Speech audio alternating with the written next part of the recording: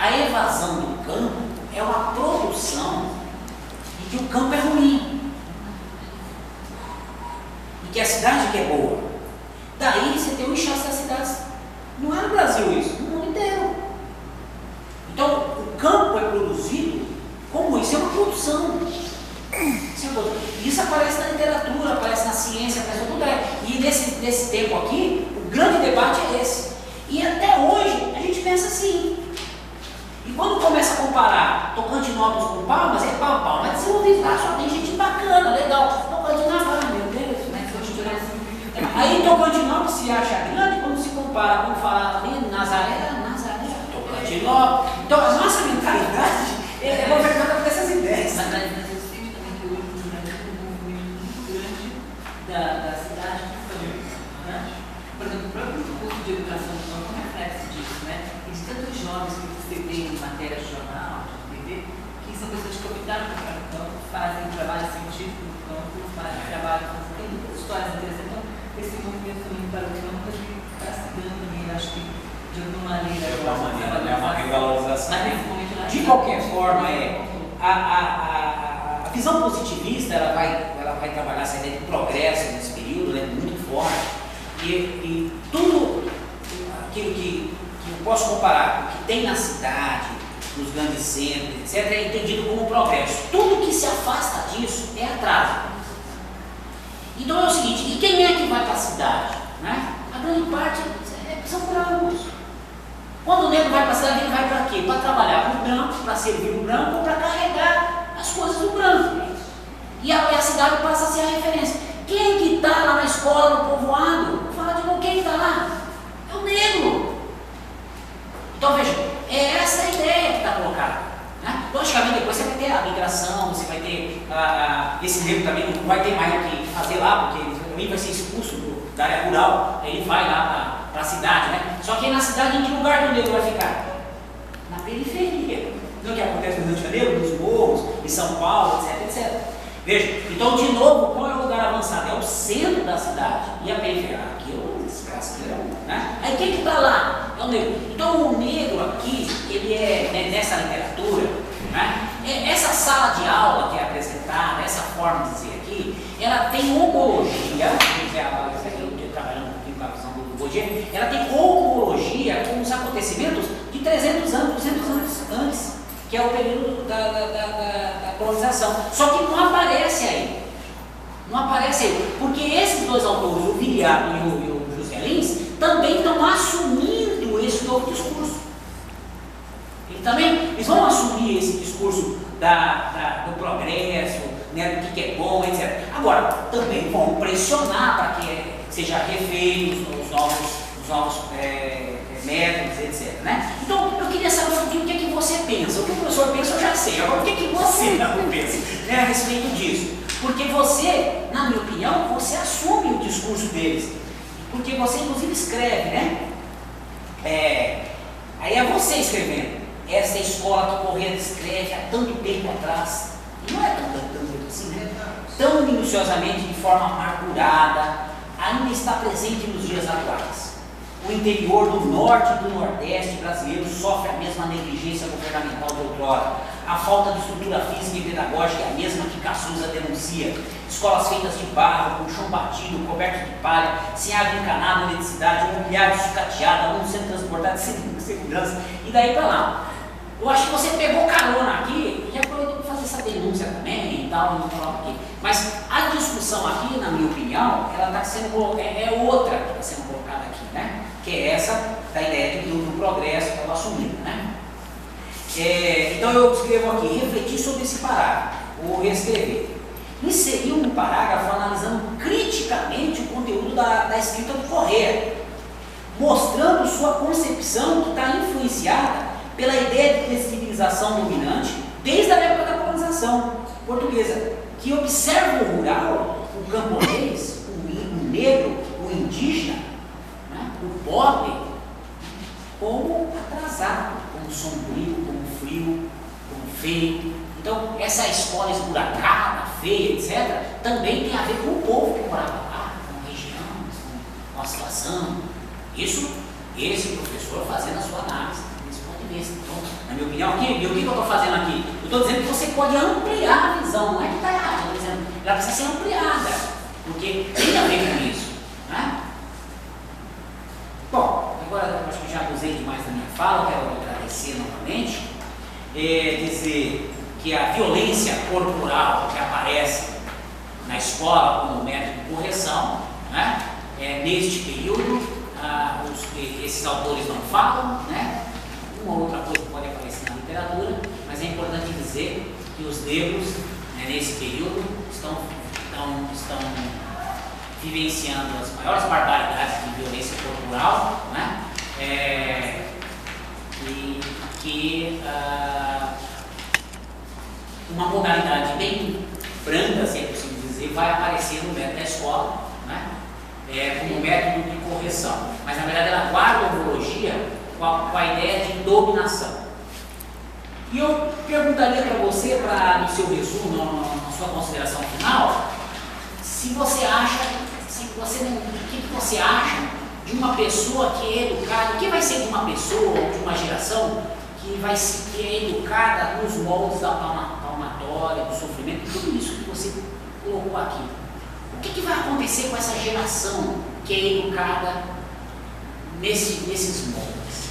Essa é a minha pergunta. Se o castigo educou e ele educou por um tempo, que sociedade nós formamos com pessoas que têm na sua base, na sua formação, a submissão ao último grau? Né? Aquela que você falou aí, que o professor é tudo, né? Então, educação para submissão. Essa geração está aí, né? Minha pergunta: qual é a consequência de uma educação de punição com base em métodos punitivos, nos moldes que você estudou? E se você não acha que na sua conclusão você poderia abordar um pouco isso na conclusão, quer dizer, qual é o efeito de uma geração educada na base da punição? Talvez esse trabalho não está carecendo um pouco isso. De resto é agradecer mesmo, dizer que esse trabalho seu mexeu comigo, no sentido de uma grande contribuição para as nossas discussões. Eu tenho muitos pontos de contato com o seu trabalho, e dizer que está muito bem escrito, está gosto lê-lo e tematizar, né? Felicitá-lo e brigar com ele, tudo ao mesmo tempo, que é muito próprio de um bom trabalho. Um trabalho que você não consegue ler, não consegue nem brigar com ele não ajuda muito. A gente agradece a contribuição e ela vai agora fazer as considerações, né? Para responder as perguntas do professor, né, que foram assim, várias orientações, sugestões, né, e que vão ser com certeza considerados no trabalho. Sim, com relação ao que foi o período, né, que foi 2013 e 2014, a pesquisa, foi nesse ano. No sentido da comparação, professor Francisco, quando nós, como o professor André já reforçou, quando nós estabelecemos uma comparação, quando eu abro o leque para o Raul Pompeia, para o Machado de Assis, para o Graciliano Ramos, justamente é para que eu não fique dentro da caixinha, né? Que eu possa comprovar que isso não foi só com o Viriato ou só com o José Lins do Rio, que outros autores também relatam esse tipo de educação, de situação vivida na escola. Quando você coloca a questão do negro, no final do capítulo 3, tem o aluno Jaime e Floriano, que eles se utilizam de uma competição de escrita. E o Jaime, se não me engano, é o aluno branco e o Floriano é o preto, filho de lavadeira, e o Jaime é o filho do juiz. E nessa aposta de escrita, nessa aposta, o negro ganha. A escola faz de tudo para que o aluno branco seja favorecido. E o que acontece? Esse aluno uma avaliação ao vivo, vamos colocar assim, porque os professores, o constrangimento foi tanto que o negro conseguiu se destacar, se sobressair sobre o branco, e era o filho do juiz contra o filho da lavadeira, preto, né? Então ele coloca essa situação. Só que premiaram a mediocridade. O branco recebeu a medalha de ouro, né? O prêmio. O que acontece? A mãe do aluno branco pega essa medalha, vai lá e coloca no peito do aluno negro, né? Então a gente sente que o viriato, ele quer romper também com isso, ele procura moldar valores do leitor que lê a obra Cazuza, né? Ele é muito didático, né? O viriato. Ele procura moldar valores, né?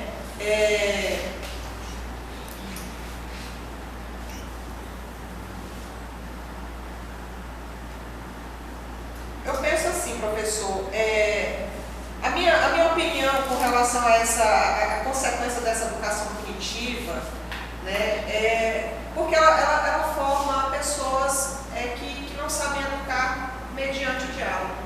Porque eu sou filha dessa educação, meu pai tem 80 anos, foi aluno dos bancos dessa escola, e eu apanhei para aprender. Eu não apanhei na escola, mas eu apanhei em casa. Eu apanhava os cocres que a dona Inácia do Lobato dava para a negrinha, eu recebi do meu pai. Então, eu senti o reflexo, eu fui vítima, né, indiretamente dessa educação, né? Quando você coloca a questão do parâmetro sobre a escola, sobre a cidade,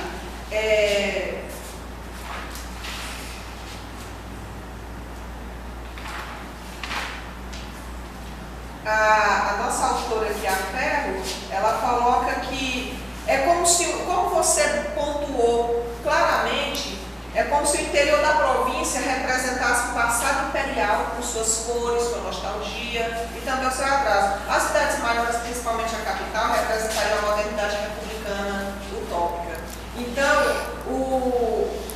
eu vou colocar aqui o Cazuza, ele está na escola do povoado, ele não conhece a escola da vila, ele não conhece a cidade, ele nunca tinha saído de lá, mas a família, por necessidade, durante a leitura das obras, foi obrigada a sair do povoado por questões econômicas, e eles vão para a vila, da vila eles vão para a capital, para São Luís, né? Então, assim, o atraso, eles deixam o atraso para trás, né? Como o autor coloca, esse posicionamento não é meu, né?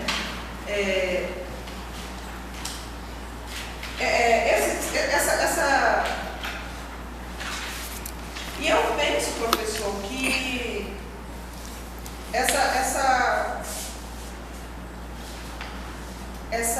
discussão da questão da educação, dessa educação que bate, que pune, que vigia, que subjuga o aluno, ela não é uma educação libertadora, né? Porque, como eu coloquei também na epígrafe do meu trabalho, tem escolas que são asas e escolas que são gaiolas, né? Esse castigo, essa escola que pune, o aluno não tem motivação, porque o Cazuza chega na escola, quando ele olha, ele fala assim, mas isso não pode ser escola, isso me entristece, ele voltou triste, e ele ainda não tinha apanhado, né? O doidinho, a diferença dele é porque o doidinho era neto de coronel, de dono de engenho, e no engenho, o doidinho sofre, o Cazuza sofre, mas o doidinho sofre porque no engenho ele não apanhava, porque no engenho os professores batiam nos alunos para agradar o neto do coronel Zé Paulino. Então ele não apanhava, embora ele merecesse, ele coloca isso. Então era branco, filho de neto de dono de engenho e não apanhava. Quando ele vai pro instituto, o colégio do seu Maciel, que se reconhece pelo nome, o colégio era dele, e já havia uma lei que proibia a palmatória, o professor Maciel fala assim, olha, mas eu bato. Aí o vô dele disse, eu não me importo de ter um menino na bata, né? Então, o Cazuza, o doidinho, ele se sentiu podado, ele apanhou, ele é acostumado a ver os outros apanhar, ele não sabia o que era isso, ele era branco, privilegiado. Como é que ele chega na capital agora, na escola que é dita evoluindo, ele apanha, né? Tudo isso acontece. acontece, né? Ele sofre também. Então, o negro apanhou, mas nessa escola da capital, eu percebo, professor, também nesse sentido, do castigo, você coloca a questão da submissão, né, do outro, de um subjugar o outro mediante o castigo, de oprimir. Eu vi também, durante a confecção do meu trabalho, que era um momento do professor também aliviar as fúrias, os ímpetos. O professor sentia prazer em castigar, porque quando você vai lá no método pedagógico dos jesuítas do Padre Leonel Franca, o Ratio Studiorum, que foi elaborado pelo Padre Santo Inácio de Loyola, ele estabelece castigos, mas com dosagem. Ele estabelece que o aluno deve sim ser punido. O professor, como símbolo da sua investigação... 6 palmadas, hein? O professor era 18. Isso. O aluno tinha que pegar 6 palmatórias, levar 6 palmadas, tinha que ser na presença, e tinha que ser um corretor, não era nem o professor que deveria castigar. E, no entanto, o professor João Ricardo chega a aplicar 18 bolos no aluno de uma vez só. O Cazuza, ele estourou as mãos com bolhas de sangue, ele chegou com as mãos com bolhas de sangue em casa. Então, o Leonel Franca, ele coloca isso, esse problema desse castigo. Não era um castigo porque o aluno errou, porque ele castiga a turma num dia de chuva. O Maranhão choveu, nesse dia choveu, os alunos não foram a grande maioria que morava longe, não conseguiu chegar à escola, porque alagou tudo. E quem foi para a escola tomou, porque ele disse, escola não é lugar de brincadeira, cadê o pessoal da sala? Ele bateu todo mundo. E os alunos sentiram. Certo? O Michel Foucault, esses alunos apanhavam tanto que o Michel Foucault coloca que é dócil um corpo que pode ser submetido, que pode ser humilhado.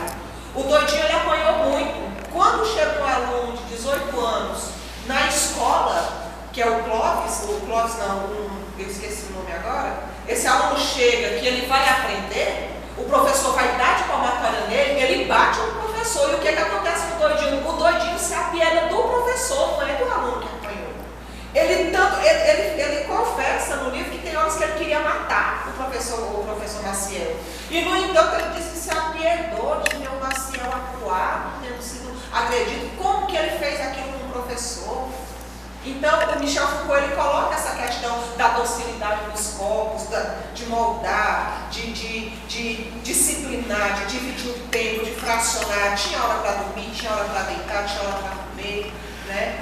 Então, eu gostei muito desse trabalho, né? Porque eu vejo que essas práticas, elas ainda estão na nossa sala de aula, né? Porque o BID, ele também coloca que essa educação pautada na memória, ele coloca que assim como o fortalecimento dos bíceps fortalece o corpo, os braços, o fortalecimento da mente levava a você pensar melhor, que era o caso da sabatina de tabuada, que o aluno, além de ter que saber a tabuada, tinha que ter um raciocínio rápido.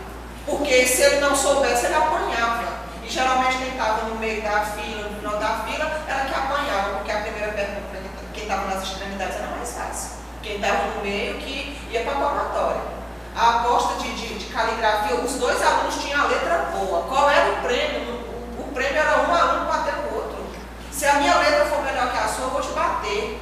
As 2 letras foram iguais, o professor bateu nos 2. Que professor?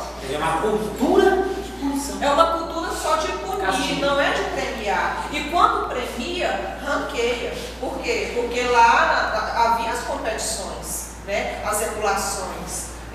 Os alunos, e ainda tinha a questão do decurião, que era os olhos e os ouvidos do professor.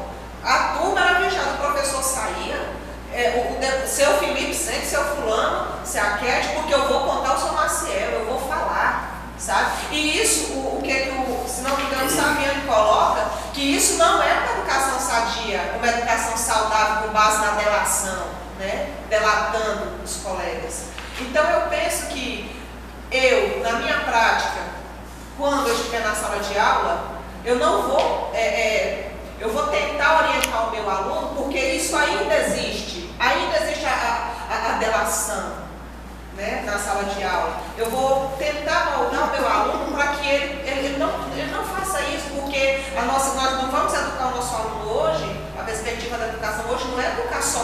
moralmente. Hoje nós educamos moralmente também o nosso aluno. Né? Tem aluno que ele não tem isso em casa. Então ele vai ter na escola e querendo ou não, essa responsabilidade é nossa. E é isso que eu tinha para falar. Obrigada.